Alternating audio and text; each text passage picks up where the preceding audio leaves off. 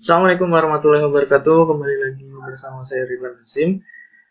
Segmen kali ini adalah berawan atau belajar bareng Ridwan. Hari ini saya ingin membahas tentang urgensi identitas nasional Indonesia, materi pendidikan kewarganegaraan untuk perguruan tinggi. Ya, seluruh Indonesia ada materi ini. Ya, ini yang saya kenakan juga batik, bagian dari identitas Indonesia tentunya. Langsung saja ke materi. Ya, tujuan pembelajaran kita hari ini ada 5. Sebenarnya ini dikhususkan untuk perguruan tinggi di mana saya mengabdi ya, mengajar.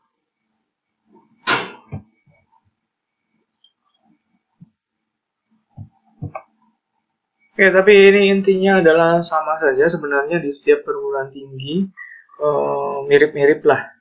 Yang pertama adalah memahami konsep identitas nasional sendiri, kemudian membedakan identitas primer dan sekunder, kemudian menganalisis berbagai identitas nasional Indonesia ya, apa aja, menganalisis berbagai dinamika dan tantangan identitas nasional Indonesia. Yang terakhir, memahami identitas nasional, memahami urgensi sebenarnya, urgensi identitas nasional.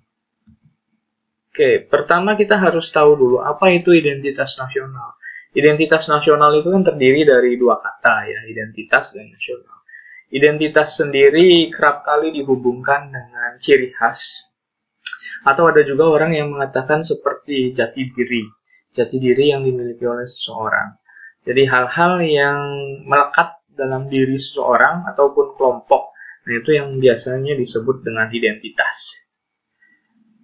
Nasional sendiri berasal dari bahasa Inggris nation ya, yang bersifat kebangsaan, berkenaan atau berasal dari bangsa sendiri, meliputi suatu bangsa. Jadi nation lebih kepada bagaimana gambaran suatu bangsa. Jadi dengan kata lain, identitas nasional lebih dekat dengan arti jati diri, yakni ciri atau karakteristik, perasaan atau keyakinan tentang kebangsaan yang membedakan bangsa Indonesia dengan bangsa lain. Misalkan kita dalam identitas diri kan memiliki KTP sebagai identitas diri kita. Pun dengan lahir, ketika kita lahir, pasti kita memiliki akta atau dibuatkan akta. Itu juga bagian dari identitas kita. Tapi biasanya yang digunakan sampai kita dewasa adalah KTP. Kemudian kalau ini contohnya adalah tentang kartu pajak ya. Kemudian kalau kita berbicara tentang nasional bangsa kita, maka identitas nasional kita seperti bendera itu ya. Ada bendera Monaco, ada bendera Indonesia. Sama merah putih, tapi yang membedakan bendera Indonesia ada ciri khusus, yakni warnanya lebih gelap ya, tidak begitu terang dibandingkan dengan Monaco misalkan. Juga kalau kita berbicara tentang aspek historicalnya, pasti juga berbeda dengan Monaco. Meskipun warnanya sama, tapi pasti memiliki makna, arti, dan sejarah kejuangan yang berbeda. Kalau Indonesia kan merah, orang-orang biasa menyebutnya berani, putih itu suci. Ya. Kemudian ini dua jenis identitas, ada identitas primer dan identitas sekunder. Apa sebenarnya yang membedakan kedua identitas ini? Kalau identitas primer secara sederhana adalah identitas yang dimiliki oleh suku bangsa atau identitas kesukubangsaan. Makanya ada beberapa budaya di Indonesia khususnya yang pada awalnya adalah merupakan bagian dari identitas primer, etnis ya, seperti contoh di sini adalah tari topeng dari Cirebon. Nah, kalau ini kemudian sudah mendunia, kemudian sudah diakui secara bersama kepemilikannya oleh bangsa Indonesia, ini sudah bisa dikatakan sebagai identitas nasional. Meskipun bukan secara bukan secara hukum ya atau legal formal, tapi secara sosiologis ini bisa termasuk di dalamnya. Nah, kalau identitas sekunder ini pada awalnya adalah dibentuk atau direkonstruksi berdasarkan hasil kesepakatan bersama. Seperti tadi, bendera nasional Indonesia itu kan disepakati bersama bahwa warnanya merah putih, dan itu menjadi bendera kebangsaan Indonesia, bendera kebesaran Indonesia yang disebut juga Sang Saka Merah Putih itu. Jadi kalau identitas sekunder itu harus direkonstruksi terlebih dahulu, harus dibangun dan disepakati bersama terlebih dahulu. Baru kemudian bisa menjadi identitas nasional. Tapi sebenarnya ini ada hubungan. Kalau identitas primer kemudian bisa juga disepakati, dipercayai oleh semua orang, minimalnya mayoritas bangsa Indonesia, maka itu kemudian bisa juga menjadi identitas sekunder. Dengan catatan tadi, bahwa identitas tersebut secara sosiologis atau antropologis, bukan secara legal formal. Kalau legal formal nanti kita akan bahas ya, apa aja. Oke, kemudian ini adalah bentuk-bentuk identitas nasional menurut Winarno tahun 2013, mungkin agak potong nanti. Sebelumnya kita lihat dulu video. Tolong kalian amati ya, di dalam video ini, kira-kira ketika kalian belum membaca bentuk identitas nasional apa aja, kalian cari di sini apa yang termasuk dalam identitas nasional, kemudian kalian bisa komen di bawah ya. Kalau misalkan benar, sebutkan saja, Pak, saya jawab dengan benar gitu. Oke, silahkan menonton dulu.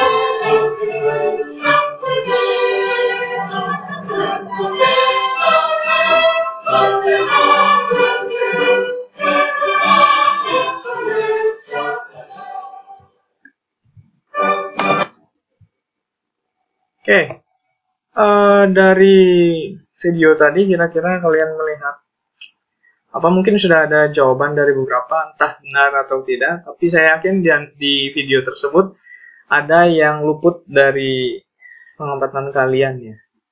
Oke, yang pertama adalah bahasa nasional atau bahasa persatuan adalah bahasa Indonesia. Yang merah ini ya, yang bulat satu, nanti juga ada yang putih. Yang merah itu tandanya adalah secara legal formal.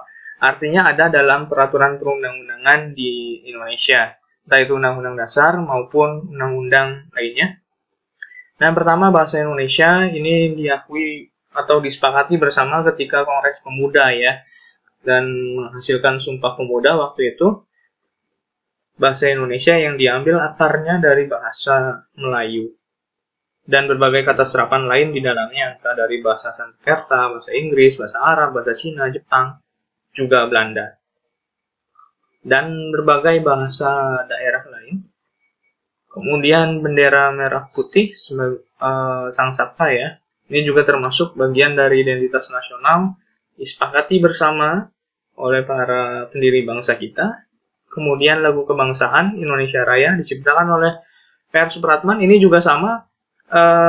Pertama kali diperdengarkan atau disepakati kemudian ya dalam Kongres Pemuda juga. Kemudian lambang negara Garuda Pancasila, ini juga termasuk dalam aspek legal formal, dalam arti identitas-identitas ini di luar, menurut pendapat Pak Winarno, ini memang terdapat dalam undang-undang kita.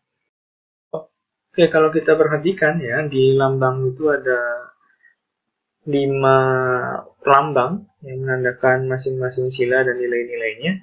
Yang pertama tentu nilai ketuhanan, yang dilambangkan dengan bintang yang memiliki 5 segi atau 5 sisi.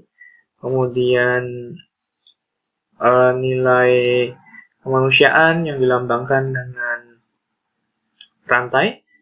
Kemudian ada juga nilai persatuan yang dilambangkan dengan pohon beringin. Ada juga nilai kerakyatan yang dilambangkan dengan kepala banteng. Dan terakhir nilai keadilan sosial dilambangkan dengan padi dan kapas. Kemudian selain itu juga lambang Garuda ini memiliki makna di setiap bentuknya.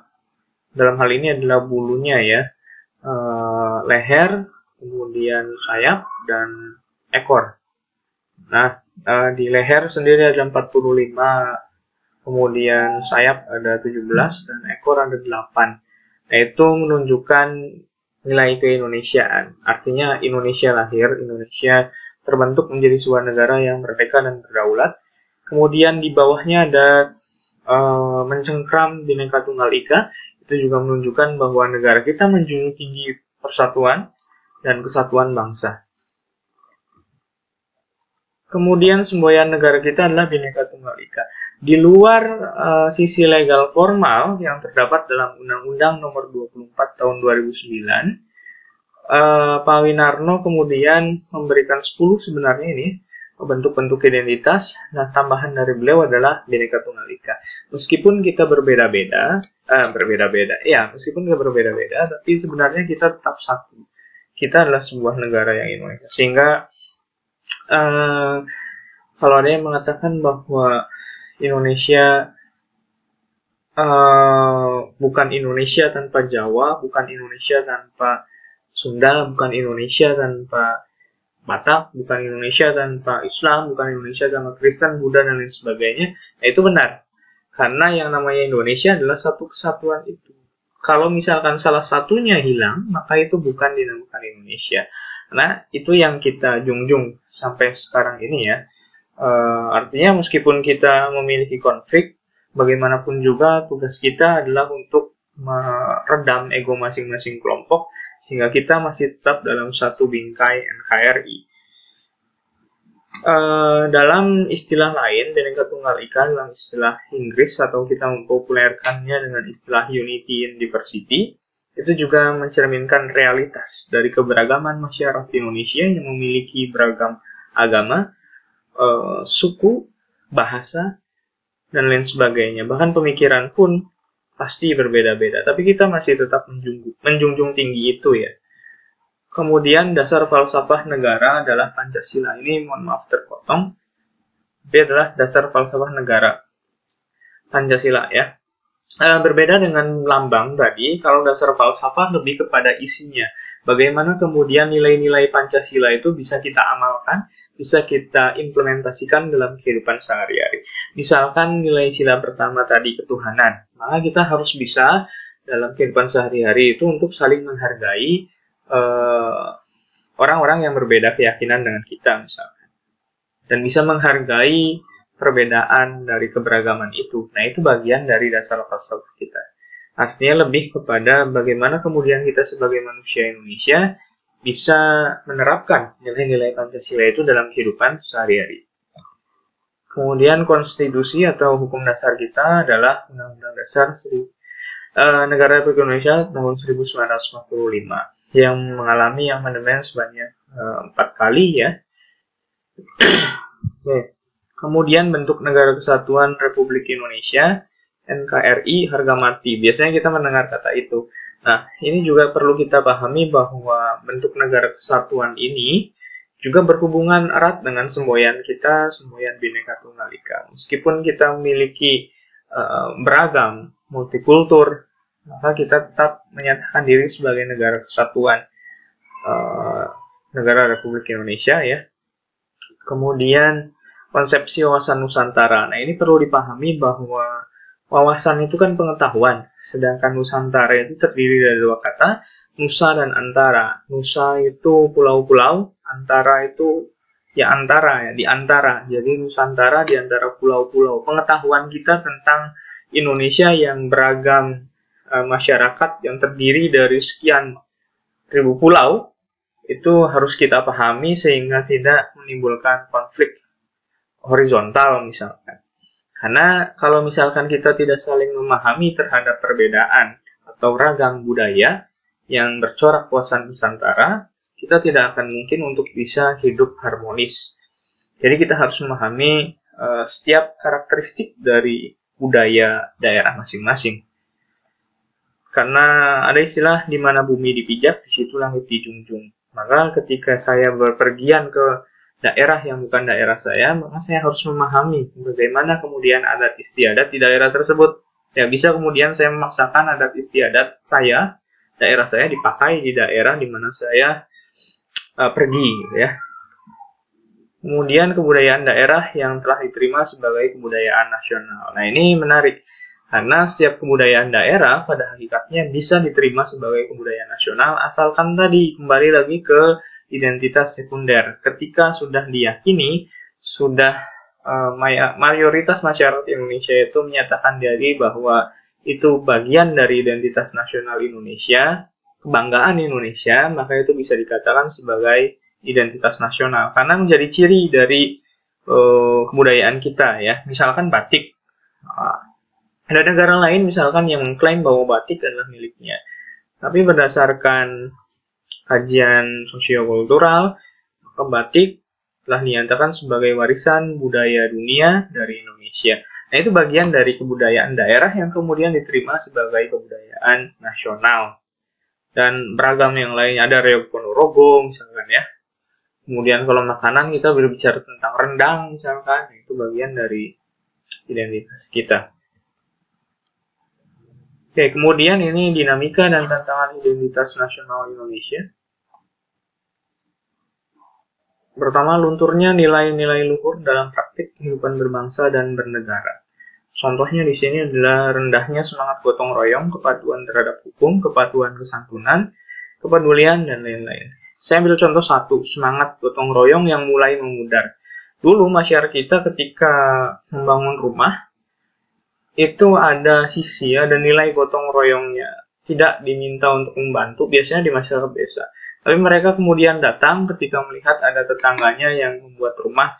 Mereka datang menanyakan, dan ketika tetangganya butuh bantuan, dia akan membantu dengan sukarela. Tapi sekarang sepertinya ada nilai-nilai yang mengalami disorientasi. Yang tadinya semangatnya adalah gotong royong, kalau sekarang lebih kepada bagaimana nilai-nilai itu bergeser ke nilai-nilai yang lebih mengarah ke segala sesuatunya tentang uang misalkan. Ya, oke. Kemudian nilai-nilai Pancasila belum menjadi acuan sikap dan perilaku sehari-hari. Nah, ini menjadi masalah juga karena dalam praktiknya masih banyak perilaku jalan pintas, plagiarisme, mencontek, ya, tidak disiplin, tidak jujur, malas, kebiasaan merokok di tempat umum, buang sampah sembarangan, dan lain-lain. Nah, ini bukan mencerminkan nilai-nilai Pancasila atau tidak sesuai dengan nilai-nilai Pancasila. Jadi nilai-nilai ini atau perilaku ini harus dihindari sebagai warga negara yang baik. Kemudian rasa nasionalisme dan patriotisme yang mulai luntur dan memudar, ditandai dengan lebih menghargai dan mencintai bangsa asing, lebih melakukan prestasi bangsa lain, dan tidak bangga dengan prestasi bangsa sendiri, lebih bangga menggunakan produk asing daripada produk bangsa sendiri, dan lain-lain. Banyak, ya. Tapi memang kebanyakan anak muda sekarang lebih menyukai hal-hal yang sifatnya dari luar. Mereka seakan bangga bisa membeli produk asing. Padahal belum tentu juga produk asing itu memiliki kualitas yang lebih baik dari produk Indonesia. Hanya karena brand, untuk meningkatkan image diri, maka lebih memilih untuk menggunakan produk asing misalkan, itu tidak sesuai juga dengan semangat identitas nasional kita, ya. Seharusnya sebagai generasi muda kita harus bisa mempromosikan nilai-nilai itu, nilai-nilai bangsa Indonesia. Kemudian lebih bangga menggunakan bendera asing daripada bendera merah putih. Bangga menggunakan bahasa asing daripada bahasa Indonesia. Ini banyak sekali dijumpai. Dulu pernah ada istilah bahasa Inggris apa gitu, ya, bahasa Inggris selengean yang dicampur-campur dengan bahasa Indonesia itu. Nah, ini contoh tidak bangga dengan bahasa Indonesia, atau lebih parah lagi, lebih mengagungkan bahasa asingnya daripada bahasa Indonesia. ketika Piala Dunia misalkan ada lomba menghias kampung dengan berbagai bendera negara-negara peserta Piala Dunia. Tapi parahnya, bendera kita justru tidak ada yang memasang. Mungkin mereka menganggap bahwa Indonesia tidak berpartisipasi. Tapi di satu sisi, kita harus menyadari bahwa tempat di mana kita hidup, di mana kita berkembang, yaitu adalah di Indonesia. Maka sebenarnya kita harus mencantumkan juga, mengibarkan juga bendera Indonesia. Terakhir, menyukai simbol-simbol asing daripada lambang atau simbol bangsa sendiri, dan lebih mengapresiasi karya bangsa lain. Masalah di kita sebenarnya penghargaan terhadap karya anak bangsa yang kurang, ya. Celakanya kita terbentuk dari stigma yang tidak baik, misalkan kreativitas itu dilakukan dengan cara yang salah. Contoh misalkan yang saya kritik adalah tentang mengcover lagu. Memang bagus kita memiliki kreativitas untuk membuat karya, tapi kita tidak sadar bahwa karya itu merusak hak cipta orang lain. Ya, jadi kita harus bisa mengapresiasi karya dengan cara apa? Dengan cara kita tidak mengcover lah. Kalau mau buat lagu, buatlah lagu. Tapi jangan mengcover, karena itu bagian dari mencuri hak dari orang lain, ya. Bukan mengapresiasi. Itu bukan mengapresiasi. Kalau kita mengapresiasi, kita membeli yang asli, bukan bajakan, dan tidak melakukan plagiarisme. Ini urgensi identitas nasional dikenal oleh bangsa lain, dan dengan adanya identitas nasional kita bisa dikenal oleh bangsa lain. Contohnya adalah tari saman. Kelangsungan hidup negara. Ya, ini juga dapat menjadi salah satu urgensi identitas nasional. Dengan adanya identitas nasional, suatu bangsa itu akan dikenal oleh bangsa lain. Misalkan Indonesia dikenal sebagai bangsa yang memiliki kekayaan alam, kekayaan laut yang bagus. Maka negara-negara asing tidak segan untuk meminta sumber pangan dari Indonesia, misalkan. Nah, saling ekspor impor, ya, karena suatu bangsa tidak bisa hidup dengan bangsa lain, tanpa bangsa lain. Kemudian ketiga adalah kebinekaan bangsa. Dengan identitas nasional kita dapat saling mengenal. Dari saling mengenal itu akan tumbuh respect atau saling menghargai dan mutual understanding, kesepahaman, ya, dan tidak ada stratifikasi atau stratifikasi dalam kedudukan antar negara bangsa. Tidak ada gap, tidak ada tidak ada jarak, tidak ada pembagian kedudukan di antara negara bangsa yang lain. Jadi semuanya sama. Kita lihat ada bentuk kerjasama Pak Jokowi mewakili Indonesia dengan Donald Trump yang mewakili Amerika Serikat. Nah, itu contoh. Oke, ini kesimpulan, ya. Ada 3 hal. Yang pertama, identitas nasional Indonesia menunjuk pada identitas yang sifatnya nasional, bersifat buatan karena dibentuk dan disepakati, dan sekunder. Nah, artinya identitas nasional Indonesia pada dasarnya adalah identitas yang sifatnya adalah sekunder, ya, sesuai dengan aspek legal formal tadi. Tapi ada beberapa hal yang kemudian bisa dikatakan identitas budaya daerah, identitas etnik, identitas etnis, atau yang dikatakan identitas primer, itu kemudian bisa dikatakan identitas nasional secara sosiologis. Misalkan budaya-budaya daerah yang kemudian dikenal sebagai salah satu identitas nasional bangsa Indonesia yang membedakan dengan negara lain. Karena ya tadi buatan karena dibentuk dan disepakati bersama, ya. Karena bukan hanya 4 identitas legal formal saja, tapi kita bicara identitas nasional yang sifatnya lebih umum dan orang-orang mengetahui, oh ternyata Indonesia itu ada batik, Indonesia itu ada Reok Ponorogo, Indonesia ada banyak sekali budaya. Nah, itu termasuk di dalamnya adalah identitas nasional kita. Kemudian warisan jenius yang tidak ternilai harganya dari para founding fathers adalah Pancasila, karena bagaimanapun juga Pancasila adalah satu-satunya ideologi yang berasal dari pemikiran-pemikiran para pendiri bangsa yang digali dari aspek sejarah bangsa Indonesia sendiri, dan ada beberapa hal juga yang dilahami dari ideologi-ideologi besar negara-negara lain seperti liberal, komunis, dan lain sebagainya ya. Nah, ini kemudian lahirnya Pancasila yang sebagai kristalisasi dari nilai-nilai yang hidup dari masa lalu bangsa Indonesia yang ada hingga sekarang ini.